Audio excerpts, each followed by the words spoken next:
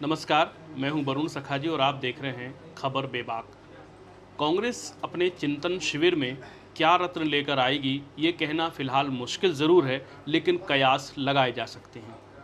सबसे पहला और सबसे बड़ा कयास तो ये है कि कांग्रेस इस शिविर के बाद ये मैसेज पूरे देश में देना चाहती है कि ये वो कांग्रेस नहीं रही जो मोदी से लगातार 8 सालों से पिट रही है। ये वो कांग्रेस है जो मोदी के सामने आंखों में आंखें डाल करके सीना तान के खड़ी हुई है। असल में ये शिविर इसी पूरी कवायद का एक हिस्सा है। पार्टी ये चाहती है कि अगले 2024 के चुनाव में कांग्रेस वो लाचार पार्टी नज़र ना आए जो कभी थर्ड फ्रंट की शरण में जाती है तो कभी विपक्षी दलों को इकट्ठा करके एक नया फ्रंट बनाने की बात कहती है। जब वो ये बात कहती है तो कई छोटे ऐसे दल हैं जो कांग्रेस के साथ दिखना नहीं चाहते, क्योंकि उन्हें भय है कि कहीं कांग्रेस उनको उनके राज्यों में ना घेर दे।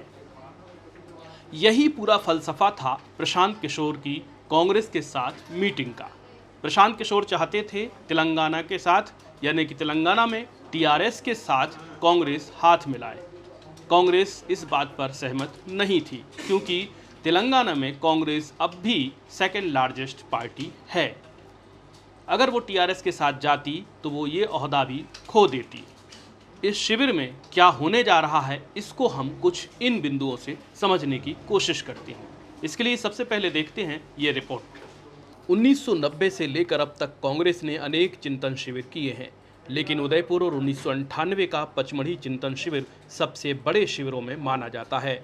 1996 के आम चुनावों में कांग्रेस की करारी हार और पहली बार भाजपा का बतौर भारतीय जनता पार्टी सरकार में आना बड़ी घटनाएं थीं।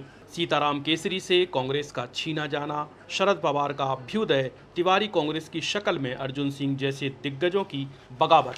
कांग्रेस का वह दौर सबसे कठिन था। तब सोनिया गांधी के हाथ में कमान आई, लेकिन पार्टी का प्रदर्शन गिरता ही गया।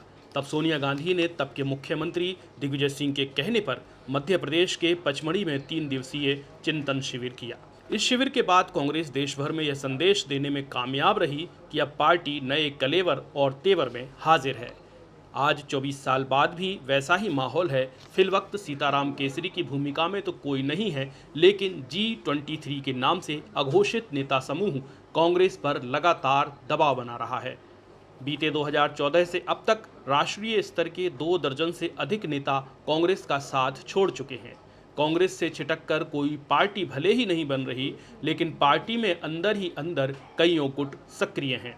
पचमढ़ी का शिविर कामयाब रहा था। इसका असर तब के मध्य प्रदेश पर दिखा था, जहां दिग्विजय सिंह ने 6 महीने बाद सरकार बनाने में कामयाबी हासिल की थी, जबकि पार्टी राष्ट्रीय जनतांत्रिक गठबंधन के मुकाबले अन्य दलों को अपने साथ जोड़ने में कामयाब रही थी। अब यही उम्मीद राजस्थान उदयपुर के चिंतन शिविर से की जा रही है। पचमढ़ी का जो शिविर था 1998 में आयोजित किया गया था। ये वास्तव में बहुत सफल शिविर था, क्योंकि सोनिया गांधी तब पार्टी में नई आई थी और पार्टी उनके हाथ में थी। सीताराम केसरी से छीन करके पार्टी उनके हाथ में दी गई थी, तो सारी एनर्जी को सिनर्जी में बदलने में सोनिया गांधी ने अहम भूमिका निभाई थी। और इस शिविर के बाद से ही कांग्रेस पार्टी ने भाजपा का अच्छा मुकाबला किया। हालांकि 6 सालों तक कांग्रेस को केंद्र की सत्ता से दूर जरूर रहना पड़ा, लेकिन राज्यों में कांग्रेस की स्थिति बहुत अच्छी थी। उदयपुर के इस चिंतन शिविर में कांग्रेस तमाम मुद्दों पर बात करेगी, लेकिन सबसे अहम बात राष्ट्रीय अध्यक्ष को लेकर हो सकती है। लगातार G23 के हमले से आहत गांधी परिवार इसे लेकर मुखर हो सकता है। इसके संकेत सोनिया गांधी ने 9 मई को तैयारी बैठक में दिए थे, जब उन्होंने कहा था पार्टी में सुधारने के लिए आलोचनाएं अपनी जगह हैं, लेकिन इससे कार्यकर्ता का आत्मविश्वास नहीं घटना चाहिए। इसका अर्थ यह साफ है कि कांग्रेस अपने लिए पहले अध्यक्ष चुनना चाहती है। पार्टी अध्यक्ष के लिए G23 को छोड़कर बाकी सभी राहुल गांधी के नाम को लेकर सहमत हैं। अगर सहमति नहीं बनती तो पार्टी अध्यक्ष का चुनाव सितंबर तक टल सकता है। इस बयान का यह भी अर्थ है कि पार्टी अब सभी तरह के सुझावों और सुधारों को सुनने और मानने तैयार है। इस चिंतन शिविर में एक फार्मूला और इजाद हो सकता है। यह फार्मूला है एक परिवार एक भूमिका।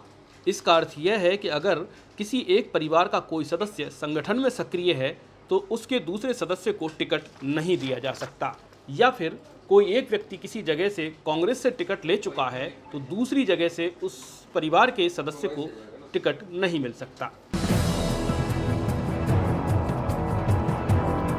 पार्टी इस शिविर में टिकट देने के दूसरे फार्मूलों पर भी बात कर सकती है। इसमें प्रशांत किशोर के साथ पार्टी की मीटिंग में यह मुद्दा अहम था, किसी बड़े नेता के कहने भर से किसी को टिकट नहीं मिलेगा। यह फार्मूला साल 2018 में छत्तीसगढ़ में अपनाया जा चुका है, जो कि सुपर सक्सेस कहा गया है। चिंतन शिविर में भाजपा के राष्ट्रवाद और हिंदुत्व के मिक्सचर का तोड़ खोजने पर बात की जाएगी। इस दिशा में कांग्रेस ऐसे नेताओं को फ्रंटियर बना सकती है जिनकी छवि जनता के बीच में अच्छी है। इनमें सबसे ज़्यादा मजबूत नाम है छत्तीसगढ़ के मुख्यमंत्री भूपेश बघेल, कमलनाथ आदि। कांग्रेस के इस शिविर में प्रशांत किशोर के साथ कांग्रेस की हुई बातचीत की छाया भी नजर आएगी। असल में प्रशांत किशोर ने कांग्रेस को 4 महत्वपूर्ण सुझाव दिए थे।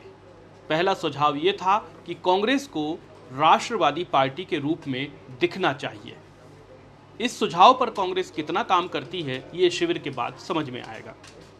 कांग्रेस को जो प्रशांत किशोर ने दूसरा सुझाव दिया था उसमें उन्होंने ये कहा था कि पार्टी का संगठन बहुत मजबूत होना चाहिए ताकि उसका पेनिट्रेशन एक ब्लॉक लेवल पर भी मजबूती से हो।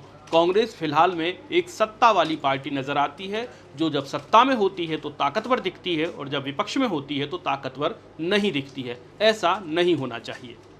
प्रशांत किशोर ने जो तीसरा फॉर्मूला दिया था उसमें सोशल मीडिया शामिल था। इसमें उन्होंने कहा था कि कांग्रेस का जो सोशल मीडिया है उसकी रीच, अप्रोच और टूल में सिंक्रोनाइजेशन नहीं है। फिलहाल कांग्रेस जो कहना चाहती है वो बात उसी रूप में लोगों तक नहीं पहुंचती। इसकी वजह यह है कि कांग्रेस का फोकस सोशल मीडिया पर उतना नहीं है। प्रशांत किशोर ने चौथी सबसे अहम बात जो कही थी, जो कि इस चिंतन शिविर में ज़रूर चर्चा की जाएगी, वो ये थी कि कांग्रेस को पहले अपने आप को मजबूत करना होगा, नहीं तो वो किसी भी विपक्षी दल के साथ नेगोशिएशन की टेबल पर नहीं बैठ पा रही है। जो कि हमने भी देखा है कि चाहे वो बंगाल हो, चाहे महाराष्ट्र में एनसीपी शिवसेना हो, चाहे झारखंड में झामुमो हो या दक्षिण भारत की अनेक पार्टियां, वो कांग्रेस को एक ग्रांटेड दल के रूप में लेती हैं और कांग्रेस को उसका हिस्सा देने में हिचकिचाती हैं। यही वजह है कि मोदी के सामने देश के अंदर एक बड़ा फ्रंट नज़र नहीं आता। बहरहाल कांग्रेस में इस बात का बड़ा ख्याल रखा गया है कि इस चिंतन शिविर के अंदर क्या बातें हो रही हैं, किस तरह से लोगों का व्यवहार हो रहा है, ये सब बातें मीडिया में नहीं जानी चाहिए। कांग्रेस का लेकिन इतिहास ये रहा है कि जो बातें कांग्रेस को भी नहीं पता होती वो उससे पहले मीडिया को पता चल जाती हैं। देखना ये होगा कि इस चिंतन शिविर में सबसे पहली परीक्षा कांग्रेस की यही है कि वो अपनी बातों को कितना छिपा कर या कितना सही ढंग से लोगों तक पहुंचाती है। आप देखते रहिए खबर बेबाक। कुछ कहना चाहते हो तो नीचे कमेंट बॉक्स में अपनी राय दें। इस चैनल को अभी सब्सक्राइब कर लें और ज़्यादा से ज़्यादा लोगों के साथ शेयर करें। बहुत बहुत शुक्रिया। नमस्कार।